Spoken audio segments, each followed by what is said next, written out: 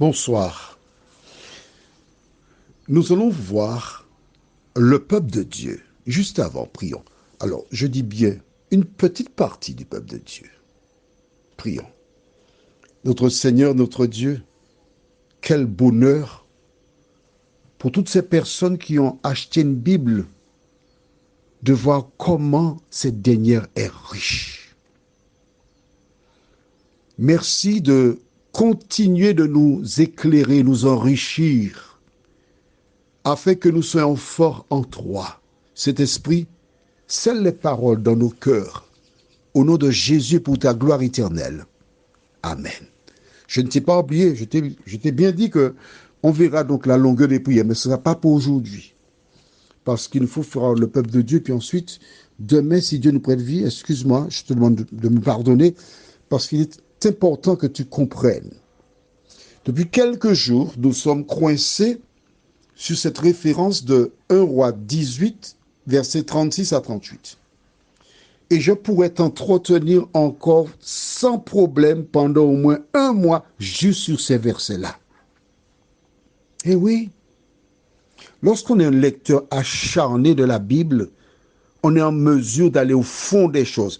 Et c'est ce que Jésus disait dans Jean 5, 39. Écris ça dans le cahier. Oui, il faut écrire ça. Il ne faut pas oublier. Si tu l'as déjà écrit, tu l'écris à nouveau et tu soulignes 2 fois. Vous sondez les Écritures parce que vous pensez avoir en elles la vie éternelle. Ce sont elles qui rendent témoignage de moi.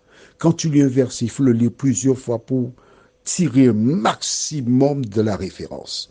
Allons dans le livre de 1 Roi, chapitre 18, versets 36 à 38. Au moment de la présentation de l'offrande, Élie le prophète s'avança et dit, « Éternel Dieu d'Abraham, d'Isaac et d'Israël, que l'on sache aujourd'hui que tu es Dieu en Israël, que je suis ton serviteur et que j'ai fait toutes ces choses par ta parole.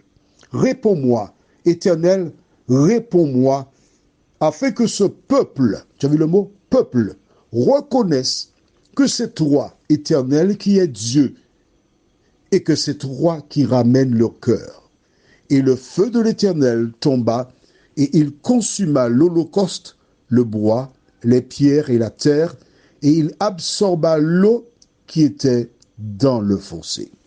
Tu as vu le peuple. Et nous avons vu hier, on est passé à côté. On voit un tout petit peu plus profondément le peuple de Dieu. Allons dans Lévitique chapitre 20, au verset 26. Lévitique, Genèse, Exode, Lévitique, 3e livre de la Bible, ou encore de l'Ancien Testament, c'est comme tu veux. Et nous lisons dans Lévitique chapitre 20, verset 26, « Vous serez saints pour moi, car je suis saint. Moi, l'Éternel, je vous ai séparés des peuples afin que vous soyez à moi. » Ce qui sous-entend que les autres peuples ne sont pas saints. On est d'accord? Mais si, c'est du français qu'il a. Hein? Vous faites partie de mon peuple, vous serez totalement saints. Je vous ai enlevé les autres peuples. À qui Dieu s'adresse-t-il ici? Aux enfants d'Israël? Bonne réponse. Mais il s'adresse aussi à toi. Oui. Parce que Dieu voudrait que tu sois une sainte, un saint. Comment devient-on saint? C'est une question importante. On est d'accord? Il dit, vous serez saints. Je répète le verset 26. Pourquoi? Car je suis saint. En fait, as-tu déjà vu une chienne faire un chat? Non. Un chat faire un chien, encore plus mal. Ah ben écoute, c'est pas possible cela. Pourquoi? Parce que ce n'est pas la nature. Si tu dis notre Père qui est aux cieux, rappelle-toi, Jésus avait dit aussi que ton nom soit sanctifié. Donc il est saint. Si Dieu est saint et tu es l'enfant de Dieu, tu es appelé à être comment? À être saint, comme ton Père est saint. Comment devient-on saint? Très important. Un saint n'est pas une personne décédée, mais une personne bien vivante. On est d'accord. Parce que c'est pas lorsque tu es mort que tu deviens saint, c'est pas vrai. Mais non. Comment devient-on saint? Premièrement, en reconnaissant, écrit ça dans le cahier, en reconnaissant que ma vie n'est pas conforme à la parole de Dieu. Prise de conscience. Exemple, je gère 2-3 hommes en même temps, l'un paie le loyer, l'autre paie l'assurance, l'autre paie le véhicule. En contrepartie, tu as déjà compris le reste, pas vrai? Est-ce conforme à la parole de Dieu? Non. Alors toi qui m'écoutes, tu as été ébloui par le trait de vie que mènent tes collègues. Et roulaient de grosses voitures, tu avais envie d'une grosse voiture, d'avoir une belle maison, des meubles, tout ça. Et tu t'es, je ne vais pas dire prostitué, mais c'est quelque chose comme ça. Ça ressemble à cela, mais c'est ça même. Tu t'es prostitué. C'est ça. Mais là, aujourd'hui, quand tu entends la parole de Dieu, tu réalises là, que toi tu fais, reconnaître, dire à ces hommes, écoute, tu sais, je lis la Bible. Je ne voudrais plus mener le train de vie actuel. Je voudrais changer. Je voudrais que Jésus habite en moi.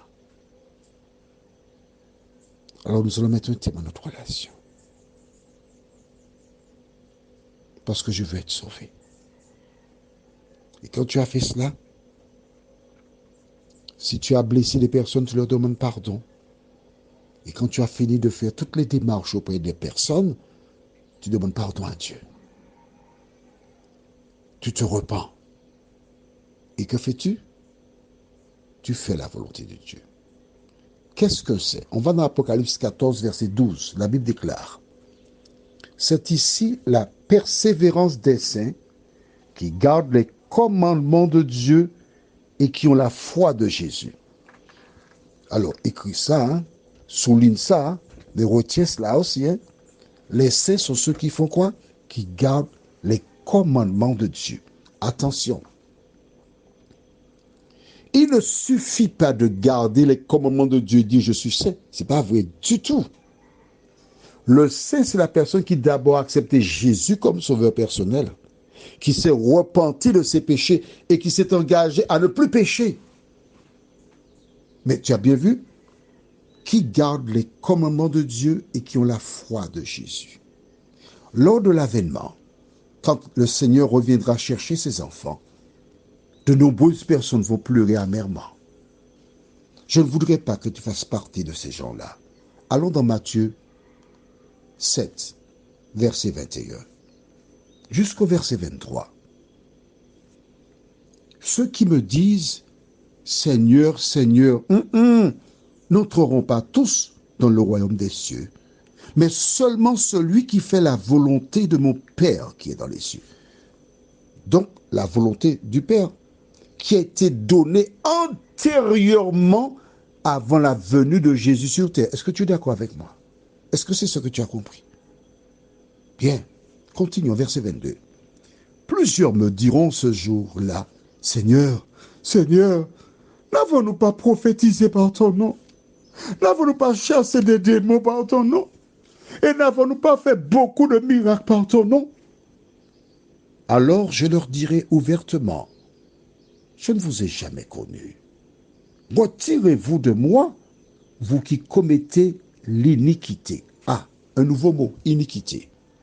Écrit dans le cahier 1 Jean 5, verset 17. 1 Jean 5, verset 17. Alors 1 Jean, c'est à la fin de la Bible. Je t'ai expliqué cela hier, mais je reprends. Le dernier livre, c'est Apocalypse. Devant, tu as Jude, 3 Jean, 2 Jean et 1 Jean 5, verset 17. C'est le dernier chapitre du livre de 1 Jean. La première partie déclare « Toute iniquité est un péché ».